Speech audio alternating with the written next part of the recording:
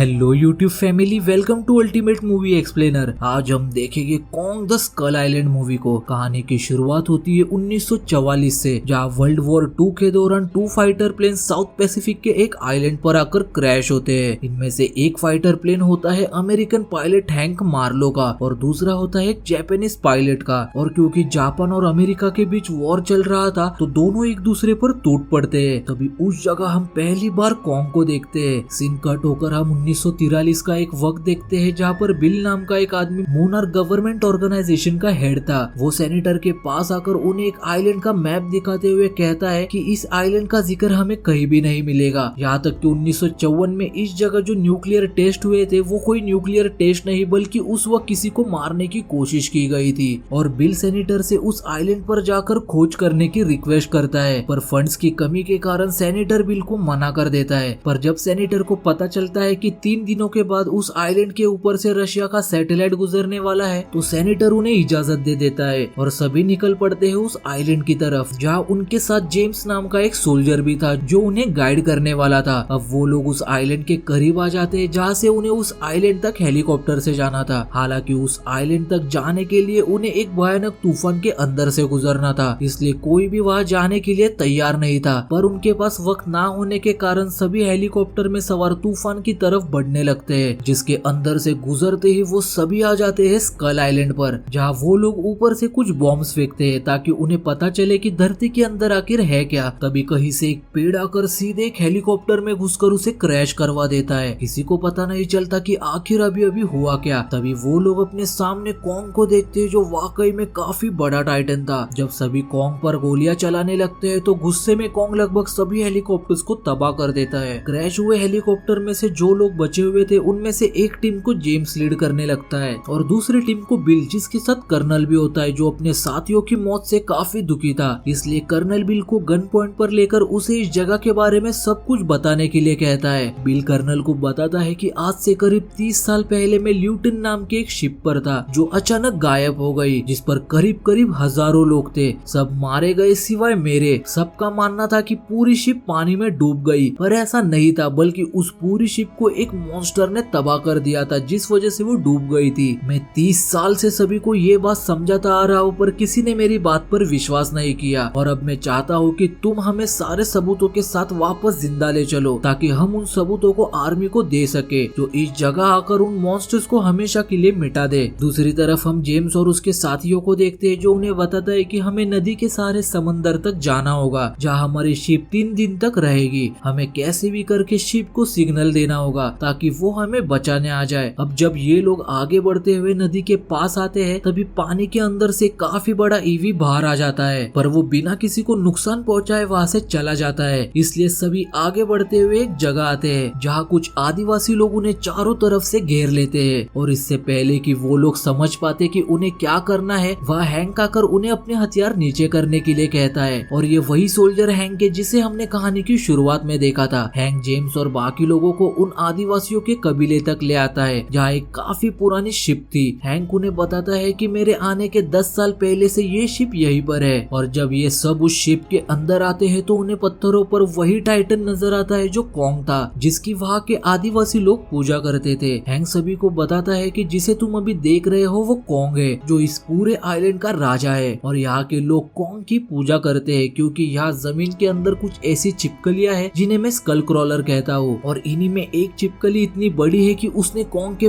पूरे परिवार को मार दिया। और कॉन्ग ही सिर्फ अपने प्रजाति का अकेला टाइटन एप बचा है जो अभी भी जिंदा है और बढ़ते जा रहा है। और कहा जाता है कि अगर कॉन्ग मर गया तो जमीन के अंदर से बड़ा स्कल क्रॉलर बाहर आकर पूरी जगह को तबाह कर देगा। और उन्हें ये भी बताता है कि जब तुम लोगों ने इस जगह पर बॉम्ब गिराए थे तभी जमीन के अंदर से कुछ स्कल क्रॉलर बाहर आ गए थे जिन्हें कॉन्ग ने मार दिया, वरना उन चिपकलियों ने अब तक तुम्हें मार दिया होता। जेम्स हैंक को बताता है कि इस आइलैंड के दूसरी तरफ हमारी शिप है जहाँ हमें 3 दिनों से पहले पहुँचना है। पर हैंक जेम्स को समझाता है कि तुम्हारा वहाँ 3 दिनों तक पहुँचना नामुमकिन है। मेरी एक बोट है जिसे अगर हम रिपेयर कर ले तो तुम्हारी शिप तक 3 दिनों में पहुँचा जा सकता है। दूसरी तरफ हम बैकेट बिल और उसके साथियों को देखते हैं जो जंगल से आगे बढ़ रहे होते हैं। तभी उन पर एक काफी बड़ी मकड़ी हमला कर देती है, पर वो सभी उस मकड़ी को मार देते हैं। वही चैपमैन अपने दोनों टीमों से बिछड़ चुका था जो एक नदी के किनारे आकर पानी पी रहा था। तभी वहाँ वहाँ कॉन्ग भी पानी पीने आ जाता है, जिस पर एक ऑक्टोपस पानी से बाहर आकर हमला कर देता है, पर कॉन्ग उस ऑक्टोपस को मारकर उसे खा जाता है और वहाँ से निकल जाता है। अब चैपमैन वहाँ से जंगल में आकर एक गिरे हुए पेड़ पर बैठ जाता है, पर उसे नहीं पता होता कि वो एक पेड़ नहीं बल्कि क्रीचर है। पर वो क्रीचर वहाँ से भाग जाता है क्योंकि उस जगह स्कल क्रॉलर आ गया था, जो चैपमैन को पूरा का पूरा ही खा जाता है। वही हम जेम्स, हैंक और बाकी लोगों को देखते हैं जो बोट को रिपेयर कर रहे थे, और मेसन जो कि एक फोटोग्राफर थी, वो कबीले के दूसरी तरफ आती है, जहाँ वो एक बूढ़े ईवी को हेलीकॉप्टर के नीचे दबा हुआ देखती है। मेसन उस हेलीकॉप्टर को उठाने की कोशिश करती है पर उठा नहीं पाती। तभी वो देखती है कि कॉन्ग उस हेलीकॉप्टर को आसानी से उठाकर फेंक देता है। कॉन्ग को देखकर मेसन काफी डर चुकी थी, पर कॉन्ग उसे बिना कुछ किए वहाँ से चला जाता है। अब अगले दिन सभी बोट को रिपेयर करके शिप की तरफ निकल पड़ते हैं। तभी उनका रेडियो भी काम करना शुरू हो जाता है। वो कर्नल से कांटेक्ट कर लेते हैं और उन्हें बताते हैं कि हम सब आपके पास आ रहे हैं। तभी कुछ उड़ने वाले क्रीचर्स आकर उनमें से एक को उठाकर ले जाते हैं और बुरी तरह मार देते हैं। कुछ वक्त बाद दोनों टीम्स एक दूसरे से मिलते हैं और शिप की तरफ जाने का कहते हैं, पर कर्नल को वेस्ट में जाना था क्योंकि उसे उसके साथी चैपमैन को ढूंढना था। कर्नल को नहीं पता था कि चैपमैन मर चुका है। हैंक सबको वेस्ट की तरफ जाने से मना करता है क्योंकि वहाँ जाने के रास्ते में स्कल क्रॉलर का इलाका आता है। जेम्स भी वेस्ट से बिल्कुल नहीं जाना चाहता था। कर्नल कहता है कि तुम्हारा काम हमें रास्ता दिखाना है, इसलिए ना चाहते हुए भी जेम्स को कर्नल की बात माननी पड़ती है। अब सभी वेस्ट की ओर निकल पड़ते हैं, जहाँ से वो एक घाटी तक पहुँचते हैं जहाँ काफी सारे टाइटन्स के कंकाल थे। हैंक उन्हें बताता है कि ये कंकाल डायनासोर्स और कॉन्ग के फैमिली के हैं। अब बिना वक्त गवाए सभी उस जगह से निकलने लगते हैं। तभी वह स्कल क्रॉलर और कुछ उड़ने वाले क्रीचर्स आकर उन पर हमला कर देते हैं। जैसे तैसे वो उन क्रीचर्स को और स्कल क्रॉलर को मारकर उस इलाके से फौरन निकल जाते हैं, पर कर्नल चैपमैन को लिए बगैर यहाँ से नहीं जाना चाहता था। तभी जेम्स कर्नल को चैपमैन का लॉकेट दिखाते हुए कहता है कि चैपमैन मर चुका है। कर्नल कहता है कि मुझे चैपमैन के हेलीकॉप्टर तक जाना है, जिसमें वो सारे हथियार है जिससे कॉन्ग को मारा जा सकता है। हैंक कर्नल को समझाता है कि तुम्हारे साथी को कॉन्ग ने नहीं बल्कि स्कल क्रॉलर ने मारा था। जेम्स कर्नल से कहता है कि तुम हेलीकॉप्टर तक जाओ, मैं बाकियों के साथ शिप तक जाता हूँ। कुछ वक्त बाद कर्नल अपने साथियों के साथ हेलीकॉप्टर तक आता है, जिसमें उसे सारे हथियार और गोला बारूद मिलता है। वही दूसरी तरफ जेम्स और उसके साथी शिप की तरफ बढ़ रहे थे, पर उन्हें समझ नहीं आ रहा था कि उन्हें जाना कहाँ है। इसलिए जेम्स और मेसन बाकी लोगों को वही छोड़कर शिप का पता लगाने के लिए पहाड़ी पर आते हैं, पर उन्हें कुछ भी नजर नहीं आता क्योंकि रात हो चुकी थी। और अगले ही पल वहाँ कॉन्ग आता है, जिसे देखकर वो काफी डर जाते हैं। जेम्स और मेसन जल्दी समझ जाते हैं कि उन्हें कॉन्ग से कोई भी खतरा नहीं है। तभी वहाँ अचानक एक धमाका होता है जो कर्नल और उसके साथियों ने किया था, क्योंकि वो कॉन्ग को मारना चाहते थे, जिसके लिए उन्होंने ट्रैप बिछाया था। और कुछ ही समय में कॉन्ग वहाँ आकर कर्नल के ट्रैप में फंस जाता है और काफी जख्मी होने के कारण कॉन्ग वहीं पर बेहोश हो जाता है। और इससे पहले कि कर्नल बॉम्ब से कॉन्ग को मार देता, जेम्स, हैंक और मेसन वहाँ आकर कर्नल और उसके साथियों को गन पॉइंट पर ले लेते हैं और उसे बॉम्ब ब्लास्ट करने से मना करते हैं। कुछ ही समय में कर्नल के साथी भी समझ जाते हैं कि उनका दुश्मन कॉन्ग नहीं बल्कि कोई और है, और वो कर्नल के खिलाफ हो जाते हैं। पर कर्नल कुछ भी सोचने समझने की हालत में नहीं था, क्योंकि वो किसी भी हालत में कॉन्ग को मारना चाहता था। तभी कॉन्ग जाग जाता है और अपने हाथ से कर्नल को कुचल देता है। तभी वह जमीन के अंदर से सबसे बड़ा स्कल क्रॉलर आ जाता है और कॉन्ग और स्कल क्रॉलर के बीच लड़ाई होती है। दूसरी तरफ बाकी के सभी लोग भागकर अपने बोट के पास आते हैं। उसी वक्त स्कल क्रॉलर भी वहाँ आकर उनके पीछे पड़ जाता है। तभी कॉन्ग वहाँ आकर उस पे एक पत्थर से जोरदार हमला करता है और फिर से एक बार कॉन्ग और स्कल क्रॉलर के बीच जबरदस्त लड़ाई होती है। वही मेसन पहाड़ी के चोटी पर आकर फ्लेयर गन को फायर करके शिप में मौजूद लोगों को सिग्नल देती है। यहाँ कॉन्ग और स्कल क्रॉलर की लड़ाई में कॉन्ग काफी जख्मी हो जाता है और एक शिप के जंजीर में फंस जाता है। और इससे पहले कि स्कल क्रॉलर कॉन्ग को मार देता, हैंक और बाकी लोग कॉन्ग को बचाने के लिए स्कल क्रॉलर पर गोलियां चलाने लगते हैं और स्कल क्रॉलर कॉन्ग को छोड़कर उनकी तरफ बढ़ने लगता है उन्हें मारने। तभी जंजीरों में फंसा कॉन्ग आजाद होकर उसी जंजीर में फंसे प्रोपेलर को स्कल क्रॉलर को दे मारता है और उसे बुरी तरह घायल कर देता है। उसी दौरान मेसन भी पहाड़ी से पानी में गिर जाती है और इससे पहले कि मेसन पूरी तरह पानी में डूब जाती, कॉन्ग मेसन को पानी से बाहर निकालता है। तभी घायल स्कल क्रॉलर फिर से कॉन्ग पर हमला कर देता है और कॉन्ग के एक हाथ को अपने मुंह में डाल देता है जिसमें मेसन थी, पर कॉन्ग इस बार स्कल क्रॉलर की जबानी बाहर निकालकर उसे जान से मार देता है। अब कॉन्ग मेसन को जेम्स के पास छोड़कर वहाँ से चला जाता है, जिसके बाद सभी अपने घर यूएस लौट आते हैं और इतने साल बाद हैंक भी वापस लौटकर अपनी बीवी और बेटे से मिलता देता है। वही पोस्ट क्रेडिट सीन में हम देखते हैं कि सैनलिन और ब्रूक्स जो मोनार्क के लिए काम करते थे, जेम्स और मेसन को वहीं पर रोक लेते हैं और उन्हें बताते हैं कि कॉन्ग सिर्फ अकेला मॉन्स्टर नहीं जो किंग है। वो उन्हें पेंटिंग्स के कुछ फुटेजेस दिखाते हैं जिसमें हम गॉडजिला, मोथरा, रोडेन और किंग गिदोरा को देखते हैं, जिसके बाद आखिरी तस्वीर में हम गॉडजिला और गिदोरा को लड़ते हुए दिखाया जाता है, जिसके साथ ये फिल्म यहीं पर एंड हो जाती है।